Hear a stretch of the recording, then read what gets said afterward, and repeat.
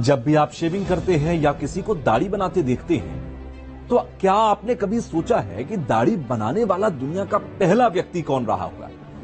Razor के आविष्कार से पहले इंसान कैसे रहता होगा?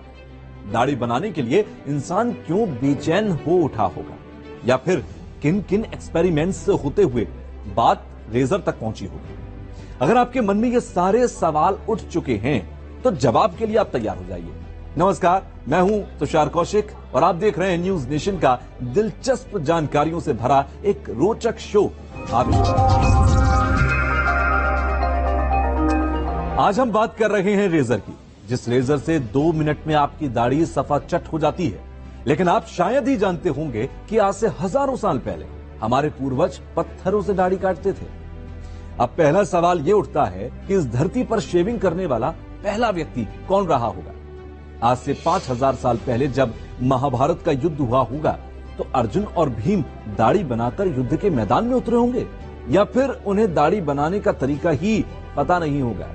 अगर थोड़ा और पीछे जाएं तो 7000 साल पहले भगवान राम जब युवा अवस्था में पहुंचे होंगे, तब क्या लोगों के पास शेविंग का ऑप्शन रहा होगा?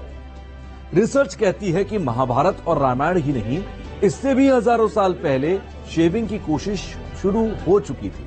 लगभग 30,000 साल बिफोर क्राइस्ट अगर हम जाएं और साल पर गौर करें तो रिसर्चर्स कहते हैं कि आज से लगभग 30,000 साल पहले ही इंसान ने शेविंग करनी शुरू कर दी थी। दुनिया की हजारों साल पुरानी गुफाओं में मनुष्यों के ऐसे चित्र मिले हैं जो देखने में वयस्क लगते हैं, लेकिन जिनके चेहरे पर दाढ़ी मूंछ नहीं है।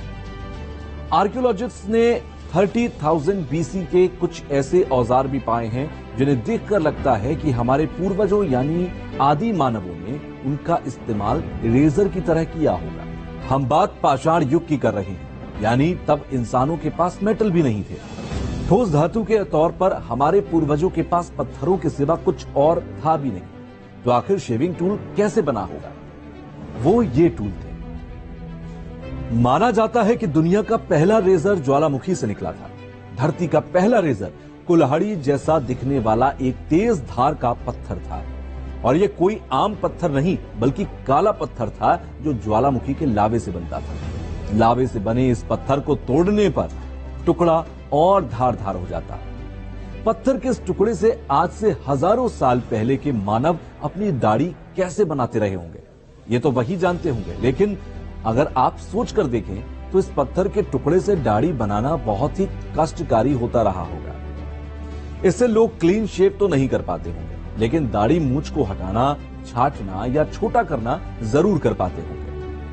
आज भी कई आदिवासी प्रजातियां इन्हीं पत्थरों से बने औजारों का इस्तेमाल करती हैं, और इस पत्थर को वैज्ञानिक ओब्सीडियन स्टोन कहते हैं। यानी प्राचीन गुफाओं की पेंटिंग्स जिनमें आदि मानवों को बिना दाढ़ी के भी दिखाया गया है, उन्होंने इन्हीं पत्थरों से दाढ़ी से छुटकारा पाया होगा। शेविंग के पीछे आदि मानवों की बेचैनी ये भी थी कि मूंछ दाढ़ी बड़े होने पर उनमें जू पड़ जाते थे, जो हमारे पूर्वजों को बेचैन करते थे। इसके अलावा बड़ी दाढ़ी से डैंड्रफ की भी प्रॉब्लम रहती थी, जिसकी वजह से इंसानों में क्लीन शेव रहने की ललक बढ़ी और शेविंग के कम कष्टप्रद तरीकों की हर युग में खोज होती रही। पाषाण युग में ओब्सीडियन स्टोन की तरह एक और पत्थर रेजर की तरह इस्तेमाल होता था, जिसका नाम था फ्लिंट। इसे हमारे देश में चकमक पत्थर कहते हैं। यह भी धारदार होता है, इसीलिए मान सकते हैं कि आदि मानव किसी तरह इनसे दाढ़ी काट लिया करते हैं।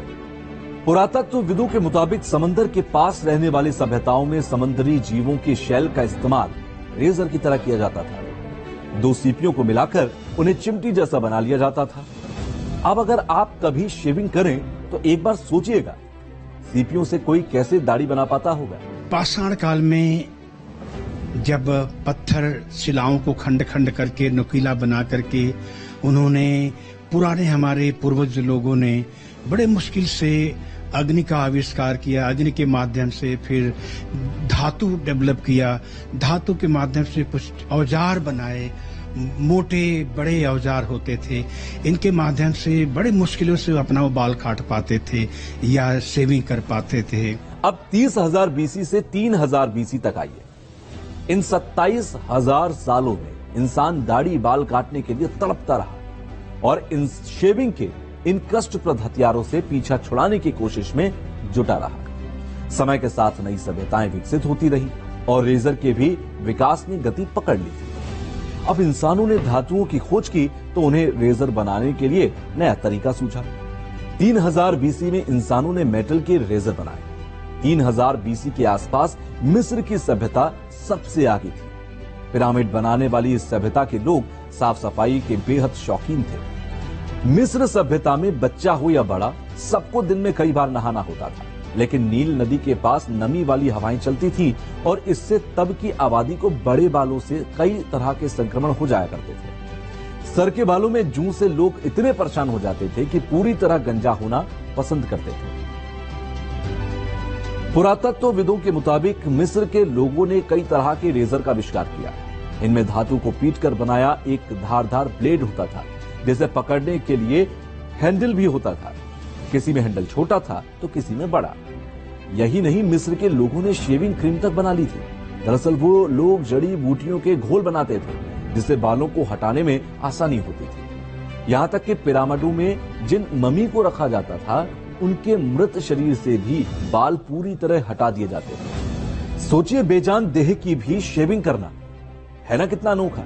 रेजर हो या चाकू छुरी हो जिससे कि बाल काटना या शेविंग करना होता था, ये आविष्कार पाषाण काल में नहीं हुआ। ये आकर के जब ब्रोंज यानी जब आकर ताम्र काल हुआ, ताम्र, पीतल, धातु जब आई, धातु आने के बाद इन औजारों का विकास हुआ। हालांकि ऐसा नहीं है कि हर सभ्यता में दाढ़ी काटना एक ट्रेंड रहा। मेसोपोटामिया और प्राचीन ग्रीस में तो दाढ़ी रखना शान की बात थी। जैसे आज भी कई लोग कहते हैं ना, मूंछ नहीं तो कुछ नहीं। कुछ वैसे ही तब प्राचीन ग्रीस में भी पूरी दाढ़ी रखना स्टेटस और अक्लमंदी का प्रतीक था। इसीलिए आपने देखा होगा कि प्राचीन ग्रीस के विद्वानों की बड़ी बड़ी दाढ़ी होती थी। यहाँ तक कि ग्रीक गॉड्स की मूर्तियां भी दाढ़ी के साथ ही बनाई जाती है। लेकिन बढ़ी हुई दाढ़ी रखना शान से ज्यादा ध्यान का काम था, क्योंकि दाढ़ी को साफ रखना होता, रोज धोना होता था, नहीं तो उसमें जू पड़ जाएंगे। 4th सेंचुरी एडी के रोमन सिपाही और इतिहासकार आमियानिकस मार्सिलिनस ने लिखा था, do you suppose that your beard creates brain? Take my advice and shave it off at once, for that beard it is a creator of lice and not of brains. Hindi में मतलब यह है कि दाढ़ी बढ़ाने से अकल नहीं आती, बल्कि जू पैदा होते हैं। इसीलिए मेरी सलाह है कि दाढ़ी को तुरंत हटा लो। फिर आए एशियंट रोमन्स। जी हां, दुनिया जीतने आए सिकंदर का जमाना। सिकंदर की सेना में तो सिपाहियों के क्लीन शेव रहने का नियम था, क्योंकि सिकंदर को डर था कि आमने सामने की लड़ाई में दुश्मन दाढ़ी पकड़कर उसके सिपाही को काबू में कर सकता है। और इसीलिए एशियंट रोमन्स ने दाढ़ी काटने के लिए खास तरह के रेजर तैयार किए थे, जिसका नाम था नोवासिला। नोवासिला में बाल ब्लेड की तरह नहीं कटते थे, बल्कि ये प्यूमिक पत्थर से बनाया जाता था। इसमें उंगली डालकर पकड़ने के लिए छेद होते थे और पत्थर से घिसकर दाढ़ी के बाल हटाए जाते थे। कुछ जानकारों का दावा यह भी है कि रोमन्स के प्यूमिक पत्थर से ही ग्रीक्स को रेजर बनाने का आइडिया आया। यहीं पर टर्निंग पॉइंट था जिसने दुनिया बदल दी। ये बात है 1700 बीसी की, यानी आज से 1900 साल पहले। ग्रीक्स ने मेटल को पीट पीट कर गढ़ा और उस्तरे का आविष्कार कर लिया। यह उस्तरा सबसे पहली बार शेफील्ड, इंग्लैंड में बनाया गया था और यह इतना पॉपुलर हुआ कि दूसरे देशों में भी पहुंच गया। इंसानों के हाथ उस्तरा लग गया तो फिर उस्तरे पर ही काम होता रहा। 1740 तक यहां उस्तरा स्टील से बनाया जाने लगा, यानी कि लोहे से बने जिस उस्तरे को हर शेव से पहले खूब घिसना पड़ता था, वो प्रॉब्लम अब दूर हो गई। उस्तरे का ये स्वरूप आज तक प्रचलित है। आज भी हेयर ड्रेसर्स उस्तरे का यही डिजाइन पसंद करते हैं। बस आज के उस्तरे में ब्लेड चेंज किए जाते हैं, जिन्हें शेवेट रेजर कहते हैं। 1871 में एक अमेरिकी किंग केंस जिलेट ने शेविंग के आविष्कार में क्रांति ला दी। इन्होंने जिलेट रेजर का आविष्कार किया, जिसमें डिस्पोजेबल ब्लेड लगा था। इसके बाद तो रेजर के विकास ने तेजी से रफ्तार पकड़ी। सिंगल एज सेफ्टी रेजर आया, डबल एज सेफ्टी रेजर बना, डिस्पोजेबल सेफ्टी रेजर अब चल रहे हैं, कार्टेज रेजर भी मार्केट में मिलते हैं। फॉयल इलेक्ट्रिक रेजर का अब जमाना है। रेजर पहले पीतल के भी बनते थे, तांबे के बनते थे। बाद में जब स्टील आया, स्टील का विकास बाद में हुआ, फिर बाद में स्टील आया, फिर स्टील में अनेक अन्य धातुओं को मिला करके उसकी गुणवत्ता बढ़ाने के लिए, उसकी धार बढ़ाने के लिए अन्य धातुओं को मिश्रित किया गया। तो स्टीललेस स्टील के साथ साथ अन्य धातुओं के मिलाने से आज का जो रेजर है ये सिर्फ स्टील का नहीं है, स्टील के साथ साथ इसमें अन्य धातुओं का भी मिश्रण किया गया है, जो रेजर की गुणवत्ता को काफी संवर्धन किया है। वैसे चलते चलते आपको बता दें कि रोमन जनरल जूलियस सीजर को दाढ़ी रखना पसंद नहीं था और वो अपनी दाढ़ी काटते नहीं थे, बल्कि उखाड़ लेते थे। सरासर के इस जमाने से जरा उस दौर की तुलना कीजिए, आपको पुरुषों के दर्द का एहसास हो जाएगा और आविष्कार की आवश्यकता भी महसूस होगी।